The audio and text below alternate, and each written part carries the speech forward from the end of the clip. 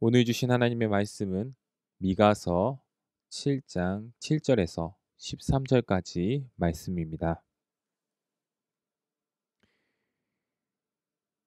오직 나는 여호와를 우러러보며 나를 구원하시는 하나님을 바라보나니 나의 하나님이 나에게 귀를 기울이시리로다. 나의 대적이여 나로 말미암아 기뻐하지 말지어다. 나는 엎드러져질지라도 일어날 것이요 어두운 데에 앉을지라도 여호와께서 나의 빛이 될 것이미로다. 내가 여호와께 범죄하였으니 그의 진노를 당하려니와 마침내 주께서 나를 위하여 논쟁하시고 심판하시며 주께서 나를 인도하사 광명에 이르게 하시리니 내가 그의 공의를 보리로다. 나의 대적이 이것을 보고 부끄러워하리니 그는 전에 내게 말하기를 내 하나님이 여호와가 어디 있느냐 하던 자라. 그가 거리에 진흙같이 밟히리니 그것을 내가 보리로다. 내 성벽을 건축하는 날, 곧 그날에는 지경이 넓혀질 것이라. 그날에는 아수르에서 애굽 성읍들에까지, 애굽에서 강까지, 이 바다에서 저 바다까지, 이 산에서 저 산까지 사람들이 내게로 돌아올 것이나 그 땅은 그 주민의 행위의 열매로 말미암아 황폐하리로다. 아멘. 12월 30일 새벽 묵상 그러나 오직 나는 이라는 제목으로 함께 말씀을 나누도록 하겠습니다. 우리는 미가서 마지막 장 7장을 살펴보고 있습니다. 어제 7장 1절에서 6절에서는 하나님을 경외하는 자, 하나님을 경외하는 모든 사람이 이스라엘에서 이제 찾아볼 수 없다는 사실에 미가 선지자가 절망과 탄식을 한다는 것을 살펴보았습니다. 하나님을 경외하지 않는 부패한 사회, 서로를 믿지 못하고 서로를 대적하고 가족끼리 서로 원수가 되는 그러한 어두운 시대 가운데서 주의 백성들은 어떻게 살아야 합니까? 7절에 이렇게 나와 있습니다. 오직 나는 여호와를 우러러보며 나를 구원하시는 하나님을 바라보나니 나의 하나님이 나에게 귀를 기울이시리로다. 여기서 나는 죄로 인한 참상을 겪고 있는 이스라엘 전체를 대표합니다. 오늘날 우리를 가리킬 수도 있습니다. 그래서 하나님을 경외하지 않고 대적하는 참담한 이 사회 현실 가운데 나는 살고 있지만 그런데 그 가운데서도 내 구원의 하나님을 나의 작은 신은조차 귀 기울이시고 계시는 하나님을 기다리고 의지하는 것이 바로 주의 백성 하나님의 자녀의 참된 모습이라고 하고 있습니다.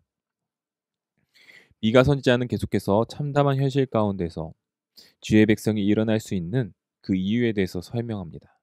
8절에 대적들이 이스라엘의 넘어짐을 보고 조롱하고 비웃지만 이제 더 이상 비웃을 수 없다고 합니다.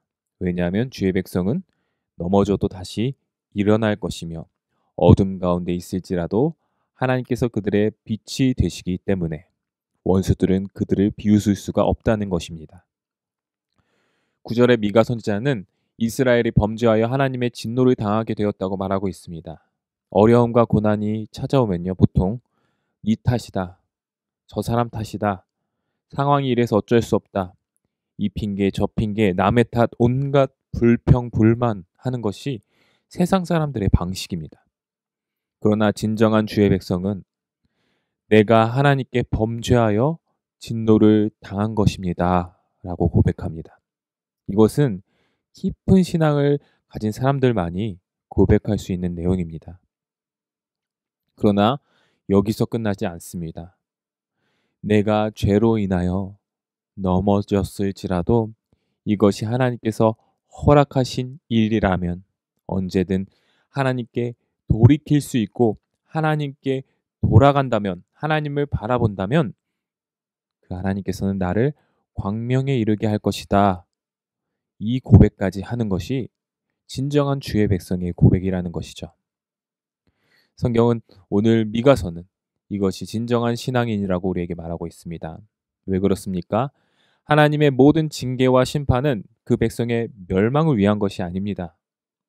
그 백성을 고치시려고 빛과 광명으로 인도하시려고 하는 하나님의 자비의 말이기 때문입니다. 이것이 바로 하나님의 공의입니다. 죄인을 돌이켜서 주의 빛으로 인도하시는 것. 미가 선지자는 오늘 말씀을 통해 이스라엘이 전화위복의 시대를 맞이하게 될 것이라는 희망의 예언을 하고 있습니다. 현재는 하나님의 심판을 받아 어둠 속에 있지만 하나님은 여전히 우리의 아버지시기 때문에 약속하신 것을 끝까지 이루신 분이시기 때문에 우리를 돌이켜서라도 우리와 세운 그 언약을 이루실 분이시기 때문에 그분께 돌이키면 상황이 역전될 것이라고 본문에서 말하고 있는 것입니다. 10절에 이스라엘을 놀리던 대적들이 이스라엘이 하나님의 구원을 받아 회복되는 모습을 보며 부끄러워하고 그 수치가 진흙 밟히듯이 그들에게 밟혀질 것이라고, 그들이 수치를 당하게 될 것이라고 말하고 있습니다. 또한 11절에 이스라엘은 성벽이 다시 회복되고 이스라엘의 지경은 넓어질 것이며 아수르, 애굽, 이 강에서 저 강, 저 바다에서 저 바다, 이 산에서 저 산에 이르기까지 그곳에 잡혀간 포로들이, 주의 백성들이 주께로 다 돌아올 것이라고 미가 선지자는 예언하고 있습니다. 그러나 13절에 이스라엘의 대적들은 그들의 행위의 열매에 따라 하나님의 진노와 심판을 받게 되고 그 땅이 황폐해질 것이라고 말하고 있습니다. 이러한 이스라엘의 회복과 원수들에 대한 심판이 언제 이루어질 것이냐? 이것에 대해서 학자들 간에 여러 가지 의견이 있습니다. 가깝게는 이제 이스라엘이 멸망하고 에스라 느헤미야 시대 때 회복되는 예루살렘 성전이 회복되는 것을 가리킨다고 합니다. 또 어떤 학자는 넓게는 구약 백성, 신약 백성 모두가 온 열방이 이제 주께로 돌아오는, 그리고 하나님 나라가 이 땅 가운데 임하는 그날을 가리키는 것이라고 말하는 학자도 있습니다. 그러나 저는 오늘 이 말씀을 저와 여러분이 깊이 새기셨으면 좋겠습니다. 7절에 오직 나는 여호와를 우러러보며 나를 구원하시는 하나님을 바라보나니. 여기서 오직 나는 앞에 그러나라고 넣을 수 있습니다.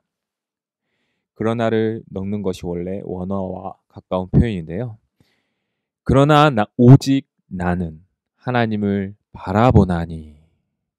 이 고백은 현실을 모른 채 하거나 현재의 참담한 상황에서 눈을 돌려서 하는 고백이 아니라, 현실을 외면하는 것이 아니라 현실의 끔찍한 죄악을 낱낱이 직면하고 그로 인해 나에게 일어난 참담한 현실을 직시하며 이 현실이 나의 죄로 말미암은 결과임을 하나님께 회개하고 고백하고 인정하면서 그럼에도 불구하고 하나님을 바라보겠다는 결단인 것입니다.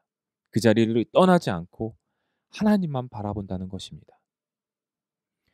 코로나로 인하여 점점 어려워지는 이때 신앙생활 하기도 너무 힘들어진 요즘 이 시대에 어쩌면 우리는 세상 사람들처럼 세상과 타협하여 우리를 위로해 줄 또 다른 것들을 찾아다닐 수도 있습니다. 어쩔 수 없는 상황이라며 또한 교회에 대한 온갖 불평, 불만으로 세상 사람들과 똑같이 교회를 비난하며 살아갈 수도 있습니다. 또한 이러한 시기를 틈타 사탄이 주는 우울감과 또한 죄악 속에 갇혀 살 수도 있습니다. 그러나 오직 나를 구원하시는 하나님만 바라보겠습니다. 오늘 이 미가 선지자를 통한 고백이 저와 여러분에게 있기를 소망합니다. 그리하여 100만 번 넘어져도 다시 일어날 수 있는 힘과 용기를, 칠흑 같은 어둠 속에서도 항상 주님이 주시는 빛을 잃어버리지 않는 저와 여러분, 우리 연희 가족, 연희 공동체 되기를 주님의 이름으로 간절히 소망합니다. 기도하겠습니다. 하나님, 오늘 미가서 말씀을 통해 하나님의 심판은 우리의 죄로 인함이지만 주의 백성에게 그 심판은 징계요, 채찍이요, 다시 하나님께로 돌이켜 광명한 빛을 보게 되는 것임을 우리가 다시 한번 깨닫습니다. 주여, 아무리 넘어지고 힘들어질지라도 어둡고 타락한 세상 가운데 살지라도 그러나 오직 나는 하나님만 바라봅니다. 라는 오늘 미가서와 같은 고백과 신앙을 가질 수 있도록 주님 인도하여 주시옵소서. 그리하여 칠흑 같은 어둠 속에서도 더욱 빛이 나는 주의 자녀가 되게 하여 주시옵시고, 또한 더 어둠 가운데 있는 주의 자녀들을 빛으로 인도하는 귀한 주의 백성 우리 연희교회 되게 하여 주시옵소서. 빛으로 오신 우리를 구원하신 그 예수 그리스도 이름 받들어 기도드리옵나이다. 아멘. 자막을 보며 함께 기도하시겠습니다. 칠흑 같은 어둠 속에서도 그러나 나는 오직 하나님만 바라봅니다 라는 신앙의 고백을 올릴 수 있는 오늘 내가 되게 해달라고. 두 번째, 담임 목사님 청빙을 위해서 연희교회가 한 몸을 이루는 지체로서 머리 대신 예수님의 말씀과 뜻을 잘 전달할 수 있는 성도들의 영혼을 사랑하고 푸른 초장으로 인도하며 영혼의 생수를 마시며 성장시키는 사람의 생각과 방법이 아닌 오직 주님의 뜻과 방법으로 준비된 목회자를 모실 수 있도록 기도해 주시기 바랍니다. 코로나19의 조속적인 종식과 교회와 모든 성도들의 안전을 위해서 계속해서 기도해 주시기 바랍니다. 이찬우 송용희 선교사님 인터서브 국제본부 사역을 잘 감당하시고 또한 사역과 가정을 위해 가족들을 위해 함께 기도해 주시기 바랍니다. 다섯 번째, 정경자 지사님 허리 디스크로 고생하고 계십니다. 하나님께서 치유의 손으로 함께 하셔서 빨리 회복될 수 있도록 도와달라고 기도해 주시기 바랍니다. 여섯 번째, 수험생들을 위하여 수능 이후의 면접과 서류 접수 또한 실기들을 잘 준비하게 하셔서 모든 입시 과정 속에서 하나님의 선한 인도하심이 있을 수 있도록, 아직도 실기를 보고 있는 학생들이 있습니다. 끝까지 함께 이름을 보면서 기도해 주시기 바랍니다. 다 함께 기도하시겠습니다.